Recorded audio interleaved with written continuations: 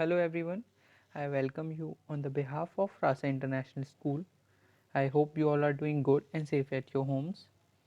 Today in this video, we are going to discuss about chapter number 10 of class 3rd, which is Stars, Planet and the Moon.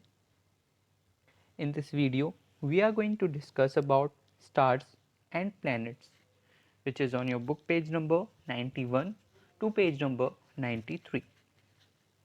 So let's start. During daytime, we see the sun in the sky.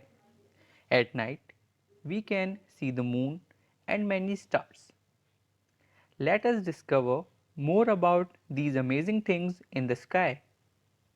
So जैसा कि आपको पता है, दिन के time हमें क्या दिखता है? सन दिखता है हमारे स्काई में, और रात के टाइम, नाइट के टाइम क्या दिखता है? हमें मून दिखता है, बहुत सारे स्टार्स दिखते हैं। डू यू नो कि ये स्टार्स क्या होते हैं? ये सन हमारा क्या है, मून क्या है, हम जिस प्लैनेट पर रहते हैं उस प्लैनेट का नेम क्या है, और बाकी कितने सारे प्लैनेट्स होते हैं? पता है? नहीं? So let's find out, let's discover कि क्या क्या होता है हमारे इस स्काई में, ठीक है, इस अर्थ के अलावा, और कितने सारे प्लैनेट्स हैं इस सोलर सिस्टम में।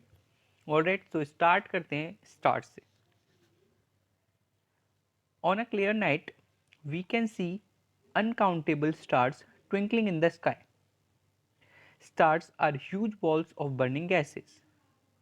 So क्या होता है जब एक क्लियर नाइट होती है? क्लियर नाइट मीन्स जब क्लाउड्स नहीं होते, बहुत क्लियर नाइट होती है, तब आप देखेंगे, आप बहुत सारे जो तारे हैं, स्टार्स हैं, वो चमकते हुए दिखाई देते हैं आपको, ट्विंकलिंग करते हुए क्या करते हैं, आपको दिखाई देते हैं।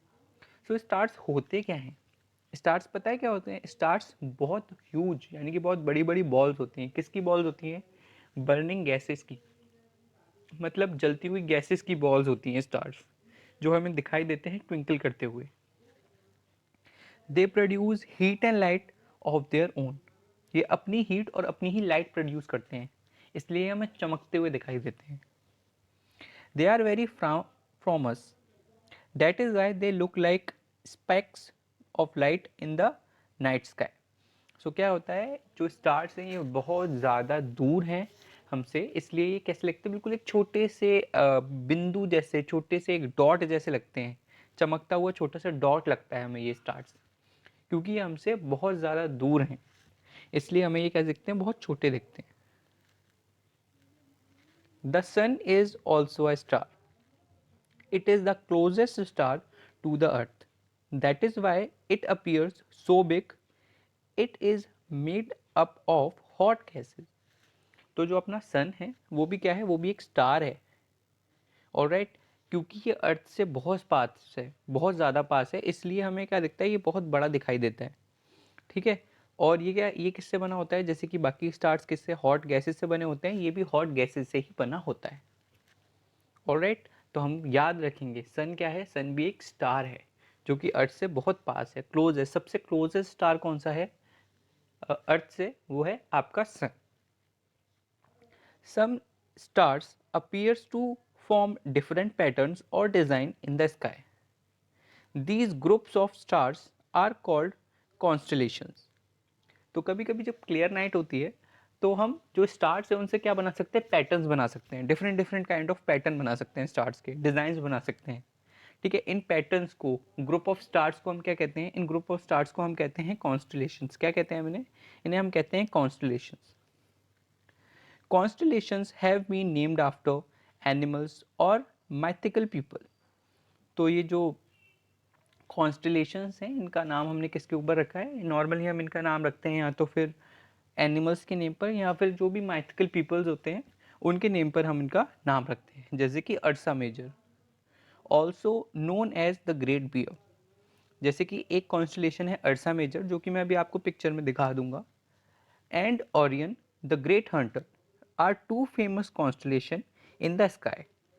दे can be seen easily on a clear night.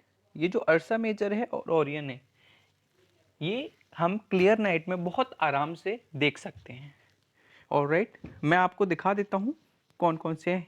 ये देखिए, ये है अर्सा मेजर, इसे हम द ग्रेट बियर भी कहते हैं, और ये है ओरियन।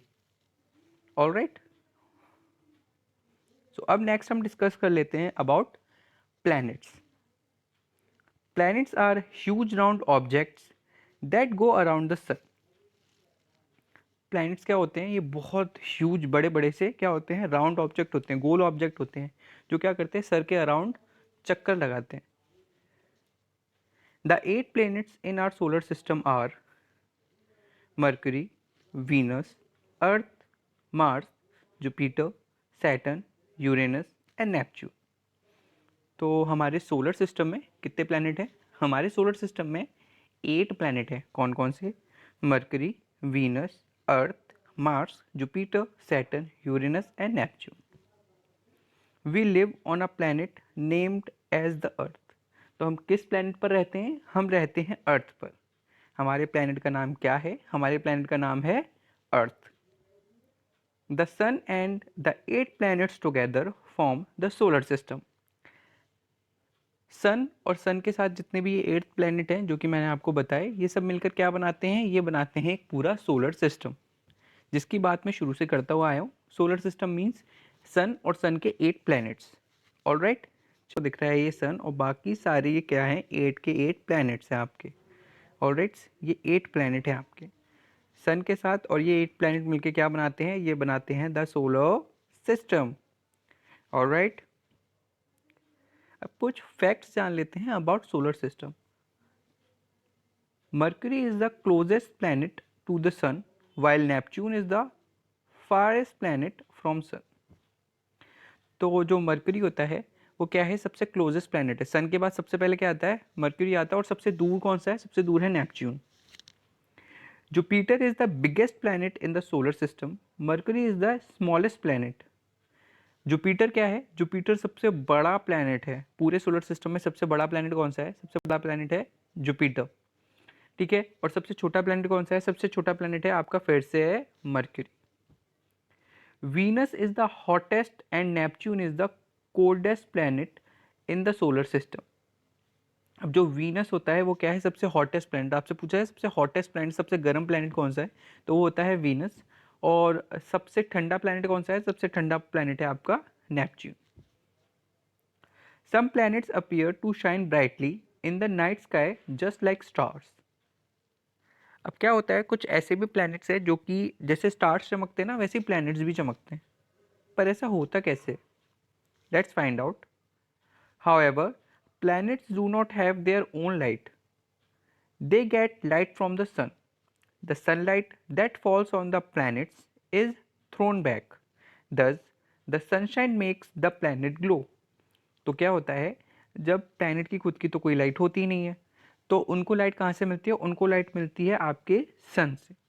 ठीक है. सन की लाइट, जैसे ही सनलाइट गिरती है ना प्लैनेट्स पर, तो उस लाइट को ही वो क्या कर देते हैं? वो थ्रो बैक कर देते हैं, उसका ही रिफ्लेक्शन कर देते हैं, उसको वापस क्या कर देते हैं? थ्रो कर देते हैं, जिसकी वजह से वो शाइन करते हुए दिखाई देते हैं.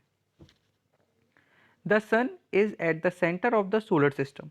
अब सन कहाँ है? सन बिल्कुल सेंटर पर है सोलर सिस्टम के. ठीक है ना.